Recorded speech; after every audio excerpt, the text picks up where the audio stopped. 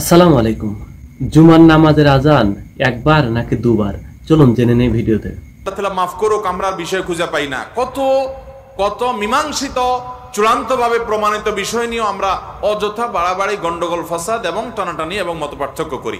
জুমার আজান নবী করিম সাল্লাল্লাহু আলাইহি ওয়াসাল্লামের সময় একটা ছিল, সে আজানটা ছিল খুতবার আগের যে আজানটা। এটা যেহেতু পরবর্তীতে মুসলমানদের সংখ্যা অনেক বেড়ে গেছে মদিনাতে এবং প্রচুর পরিমাণ মুসলমান হওয়ার কারণে ওই আজান শুনে মানুষ জুমাতে আসতে পারতো না।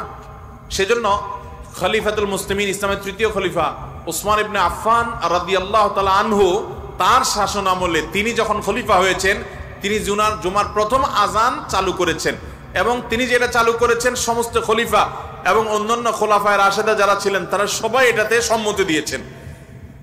সে আজানটা হলো খুতবার আর অনেক আগে, যেটা আমাদের দেশে প্রথম আজান যেটা আমরা দেই জুমার দিন। এই আজানটা একটু দূরে উঁচু জায়গা দেওয়ার নির্দেশ করেছেন তিনি, যাতে করে সবাই জানতে পারে আজকে জুমার দিন। এই জন্য অনেক আগে থেকে এখানে আজান দেওয়া হচ্ছে, মানুষ যাতে দূর দূরান্ত থেকে আসতে পারে। তখন তো মাইক ছিল না। এই আমলটা যেহেতু সাহাবীরা সবাই মেনে নিয়েছেন এবং অন্যান্য খলিফা, পরবর্তী খলিফা আলী মেনে নিয়েছেন, সমস্ত সাহাবা ইকরাম কেউ কোনো প্রশ্ন তোলেন নাই।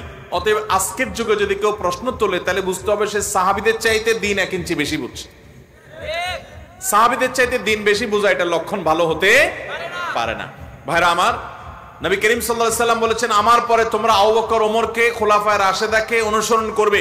ফাআলাইকুম বিসুন্নতি ওয়া সুন্নাতিল খুলাফায়ের রাশিদিনিল মাহদিয়িন, তোমরা আমার সুন্নাহকে অনুসরণ করবে, খুলাফায়ে রাশেদার সুন্নাহ অনুসরণ করবে।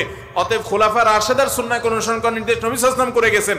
সে আলোকে জুমার প্রথম আজান এটাও সুন্নাহ সম্মত, এটা সুন্নতে খলিফা। আর জুমার দ্বিতীয় আজান এটা সুন্নতে রাসূল সাল্লাল্লাহু আলাইহি ওয়াসাল্লাম। সাথে থাকার জন্য ধন্যবাদ সবাইকে।